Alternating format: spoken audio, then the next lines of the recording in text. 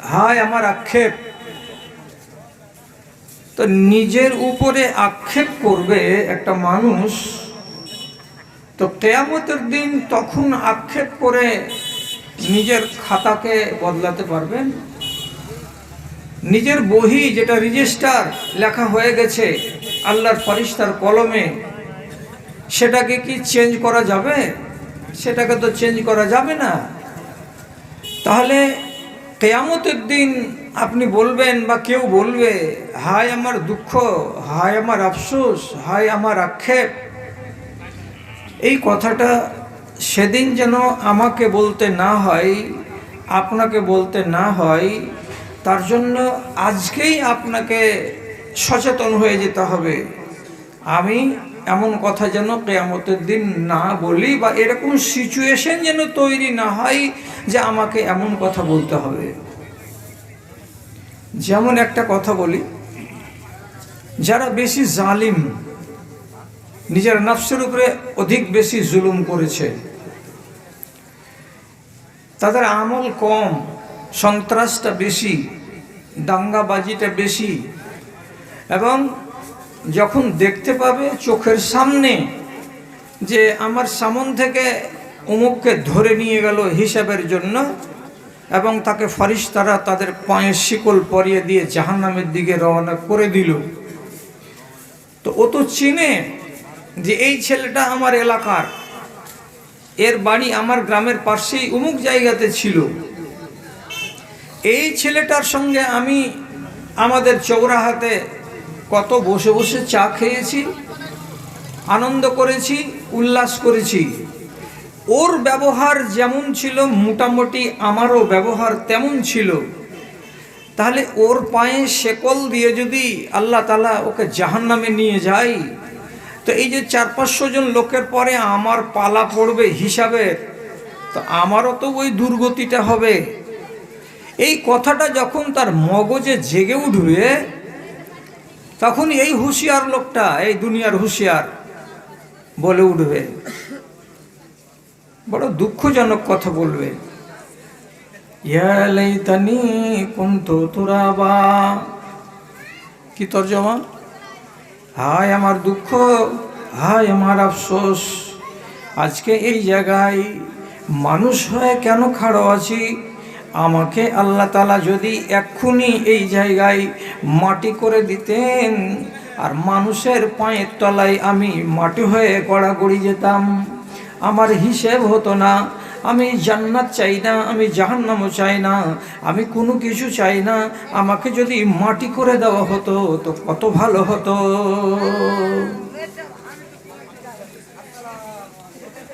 এই জায়গাটাতে, এই রাস্তাতে হাল্লাগুলো হচ্ছে না বাইরে?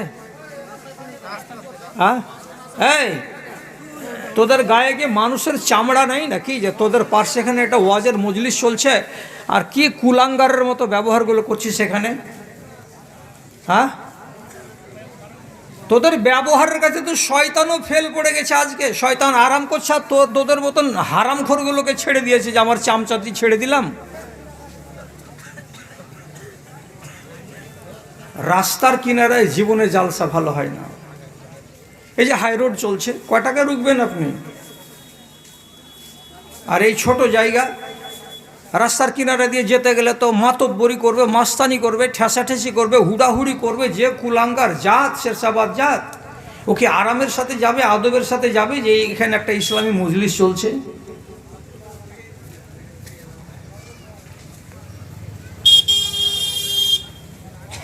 কি বলছিলাম, যে ওই টাইমে এসে কি বলবে, হায় আমার দুঃখ, যদি আমি মাটি হয়ে যেতাম। আচ্ছা, এখন হিসাবের সময় সে যদি বলে আমি মাটি যদি হয়ে যেতাম তো বড্ড ভালো হতো, ওকে মাটি করা হবে? আল্লাহ তাআলা কি মেনে নেবেন যে তুই মাটি হয়ে যা? যখন তুই নিজে থেকে বলছিস যে আমি মাটি হয়ে যাব, যা তোকে মাটি করে দিলাম, এটা মেনে নেওয়া যাবে? তুমি দুনিয়াতে যতদিন ছিলে ততদিন তুমি যদি মাটির মানুষ হয়ে থাকতে, তাহলে আজ এখানে তোমাকে মাটি হওয়ার কথা বলতে হতো না। দুনিয়াতে তুমি ষাঁড় ছিলে, আর এই সাঁড়ামি আজকে চলবে না, তার জন্য তুমি বলছো কি যে আল্লাহ তুমি আমাকে মাটি করে দিতে। তোমার সাঁড়ামির জবাব লাগবে এখন। তোমার সিং কত বড় ছিল, আর তোমার আস্ফালন কত বেশি ছিল, আর তুমি কত বড় সিয়ানা ছিলে দুনিয়ার মাটিতে। এখন তোমার একটা একটা করে পাই পাই করে আমি হিসাব নেব। আজ তুমি বলছো আমাকে ইয়া লাইতানি, হায় আমার দুঃখ, হায় আমার কপাল, আমি যদি মাটি হয়ে যেতাম।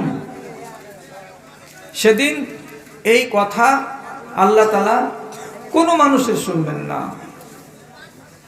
এইরকম আর একটা আপনাকে উদাহরণ দিচ্ছি, কি কিয়ামতের দিন দুনিয়ার কিছু চালাক লোক হাত কামড়াবে। যেমন খেপারাকে মারতে গেলে এমনি করে রাগের জ্বালাতে হাত কামড়ে নেই, দিশা না পেতে গেলে হাত কামড়ায় নিজের। ঠিক এইরকমই কিছু মানুষ কিয়ামতের দিন নিজের হাতটাকে কামড়াবে, আর হাত কামড়ে নীরব থাকবে না, বারে বারে এ হাত কামড়াবে আর এ হাত কামড়াবে, আর হাতগুলোকে কামড়িয়ে ছিঁড়ে ছিঁড়ে দিবে, নুচে নুচে দিবে, আর দেওয়ার পরে আক্ষেপ করে একটা কথা বলবে, ইয়া লাইতানি ইত্তাখাযতু মা'আর রাসূলি সাবিলা। হায় আমার দুঃখ, হায় আমার কপাল, আমি যদি রাসূলুল্লাহর কথাগুলোকে মেনে নিতাম তাহলে আজকে আমার সামনে এরকম ঘোর অন্ধকার দেখা দিত না। আমি যদি রাসূলের কথা মতো নিজের জীবনটাকে চালাতাম তাহলে আজকে আমার সামনে এই বিপদ আসতো না। সেই দিন আমার সামনে আজকে এই বিপদটা যে এসেছে কেন? তো আমি দুনিয়াতে যতদিন চলেছিলাম রাসূলুল্লাহর কথা মতো চলিনি, আমার নিজের মন মতো চলেছিলাম। নিজের মন মতো চলাতে এত বড় ক্ষতি হয়ে গেল যে আমার সামনে মেঘ উঠে আছে, কালো মেঘ, যেই মেঘ আমাকে সর্বনাশ করে দেবে। তাহলে নিজের দোষ কি বলছো? যে আমি রসুলের কথা মতো চলিনি, যার কারণে আমার কপালে দুর্যোগ ঘনিয়ে আসছে। এক আর একটা কথা কি বলবে, ইয়া ওয়াইলাতা লাম আত্তাখিজ ফুলানান খালিলা। হায় আমার দুঃখ, হায় আমার কপাল, হায় আমার নসিব, আমি যদি দুনিয়াতে উমুকের বেটাকে বন্ধু না বানাতাম। উমুকের বেটাকে বন্ধু বানাতে, উমুক গ্রামের ওই ছেলেটাকে নিজের বন্ধু বানিয়ে নেওয়াতে আমার বিশাল বড় ক্ষতি হয়ে গেছে। যদি সেই ছেলেটাকে আমি বন্ধু না বানাতাম তাহলে আজকে আমার এত দুর্গতি হতো না, আজকে আমার সামনে মুসিবত নেমে আসতো না। মুসিবত নেমে এসেছে কিসের কারণে? তো রাসূলুল্লাহর কথাকে না মানার কারণে। এক, দুই নম্বরে আমি উমুকের বেটাকে বন্ধু বানিয়েছিলাম, সেই কুবন্ধুর কারণে মুসিবত নেমে এসেছে। দুই, তাহলে সেদিন মুসিবতের কথা আর হায় দুঃখ, হাই পোড়া কপাল, হাই আমার নসিব, এ কথাগুলো বলার পিছনে কারণ কি দেখাচ্ছে? বন্ধু, বন্ধু। তাহলে দুটো কথা মাথাতে খুব মজবুত করে রাখবেন, বন্ধু ছাড়া দেশে কোনো মানুষ নেই। আর এটাও সত্য কথা যে আমরা বিধি বিধান মেনে চলতে বাধ্য আছি। কিছু বিধান আছে আল্লাহর, আর কিছু বিধান দেওয়া আছে আল্লাহর রাসূলের। আল্লাহর বিধানকে তো মানতেই হবে, আর সেই সাথে সাথে রাসূলুল্লাহ যে সমস্ত কথাগুলো বলেছেন বা কাজগুলো করেছেন সেই বিধি বিধানগুলোকেও আমাকে মেনে চলতে হবে। তাহলে আমাকে সেই দিন এই কথাটা বলতে হবে না যে হায় আল্লাহ, হায় দুঃখ, হায় কপাল। বন্ধুতে সর্বনাশ করে, এ কথাটা কজন লোক বিশ্বাস করে? আমি বিশ্বাস করি বন্ধু ওই লোকটাকেই বলা যাবে যেই বন্ধু আমি বেনামাজ ছিলাম আমাকে নামাজি বানিয়ে দিতে পেরেছে, সেটা বন্ধু। আমি মদ খেতাম, এই ছেলেটার সঙ্গে বন্ধুত্বালি করলাম, তো ছেলেটার সাথে চলতে গিয়ে 3 মাসের মাথায় সে আমার মদ ছাড়িয়ে দিয়েছে। আমি ডিলাক্স দিয়ে পান খেতাম, জর্দা দিয়ে, কুম্ভু দিয়ে পান খেতাম। এই ছেলেটার সঙ্গে যখন চলতে শুরু করলাম, তখন ছেলেটার সঙ্গে চলাতে আমার লাভ হলো এই যে আমি কুম্ভু দিয়ে পান খাওয়া, ডিলাক্স দিয়ে পান খাওয়া আমি ছেড়ে দিয়েছি। আমার কি উপকার করেছে এই ছেলেটা? জীবনে কোনোদিন নামাজ ধরতাম না, পড়তাম না, আমি নামাজের প্রতি কোনো কানই দিতাম না। অথচ এই ছেলেটার সঙ্গে আমি বন্ধুত্ব করার ফলে আমার লাভ হয়েছে কি, যে আমার ইজ্জত বেড়ে গেছে। আমাকে লোকে বলছে নামাজি, আমাকে লোকে বলছে ছেলেটা ভদ্র। আমি যেখানেই যাই মানুষের চোখে আমি একজন শরীফ ইনসান। আমার মুখে হারাম রুজি যায় না, আমার মুখে হারাম জিনিস আমি ঢুকাই না, এবং আমি বেশি উপকার করতে না পারতে গেলেও অন্তত নিজের নফসের উপরে জুলুম করি না, যে আমি আল্লাহ এবং আল্লাহ রসুলের নাফরমানি করি। তাহলে এটা হলো বন্ধু। এই বন্ধু দুনিয়াতে কটা আছে? বেশিরভাগ বন্ধু আছে কোনটা? শতকরা 99টা লোককে বলছি কথাগুলো মেনে নেন, আর না মানবে তো আমার সঙ্গে জবাব সওয়াল করেন। কোনো মায়ের লাল কি আসমান থেকে জর্দা খাওয়া শিখে আসে দুনিয়াতে? বিড়ি খাওয়া শিখে আসে দুনিয়াতে? সিগারেট খাওয়া আর মদ খাওয়া শিখে আসে আসমান থেকে? দুনিয়াতে এসে শিখে কে শিখায়? বন্ধু তো শিখাই।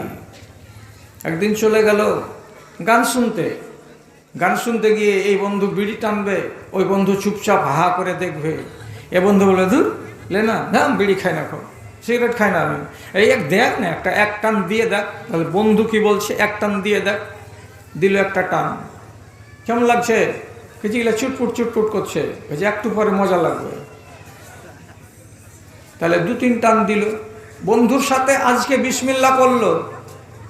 এই বন্ধু আর একদিন আর একটা দিবে, আর একদিন আর একটা দিবে, 4 দিনের দিন বলবে এই একটা সিগারেট নিয়ে নেবে। আগে তো সিগারেট খেত না। কোনো ছেলে কি এইখানে মারপেট থেকে এসে তাস খেলা শিখেছে? না। তাস খেলা কার কাছে শিখলো? বন্ধুরা খেলছিল, ওখানে গিয়ে বসলো, বড় বড় চোখ করে দেখলো, এটা কি, এটা তাসের নাম কি, এটা কি, ওটা কি হবে তোর, এটা কি কহছিস? 18, 80, 19, 80, 20 পাস। এগুলা কথা বলার মানে কি? 2 দিন বস, শিখতে পারবি। এই গাঁওয়ার বন্ধুদের পাশে বসতে গেল, 8 দিন গেল না, তাস খেলা শিখে নিল। তাহলে তাস খেলা শিখালো কে? একে বন্ধু। এই জন্য এই সমস্ত বন্ধুদের সম্বন্ধে রাসূল কারীম বলছেন, দুনিয়াতে 2টা জিনিস খুব হুঁশিয়ারির সাথে করিও। একটা হলো বিবি, তোমার খাটিয়া খাড়ি করে দিতে পারে, আর না হয় তোমাকে জান্নাতের দরজা পর্যন্ত নিয়ে যেতে পারে। কাজে বিবি চয়েস করবা তো দেখে শুনে ভেবে চিনতে। আর বন্ধু যদি বানাবে তো বন্ধুটাকে ঠন ঠন করে বাজিয়ে বাজিয়ে তারপরে দেখে নিবে যে এই বন্ধু আমার বন্ধু না কাল। যদি আপনার কাল হয় তাহলে ওই বন্ধুকে বানাতে হবে না। ইমান যদি খেয়ে নেয় বন্ধুতে, তো তুমি বন্ধু কিসের? বিবি যদি আমাকে জাহান্নামী বানিয়ে দেয় তো বিবি কিসের? এই জন্য রাসূলুল্লাহ বলছেন, 2টো জিনিসকে চয়েস করার আগে খুব হুঁশিয়ার, খুব সাবধান। 5 বার ওকে এমনি এমনি করে বাজিয়ে বাজিয়ে ভালো করে চেক করে চাক করে খোঁজ নিয়ে খবর নিয়ে তারপরে কোনো ছেলেকে বন্ধু বানাও, আর কোনো স্ত্রী লোককে তুমি নিজের বিবি বানাও। সহজে কাউরি রূপ দেখে আর কাউরি মিঠা মিঠা হ্যালো আর গেল শুনে তুমি যদি চলে যাও, তাহলে হতে পারে এই স্ত্রী তোমার জীবনকে বরবাদ করে দেবে, হতে পারে এই লোকটা, তোমার বন্ধুটা তোমার জীবনকে পয়মাল করে দেবে।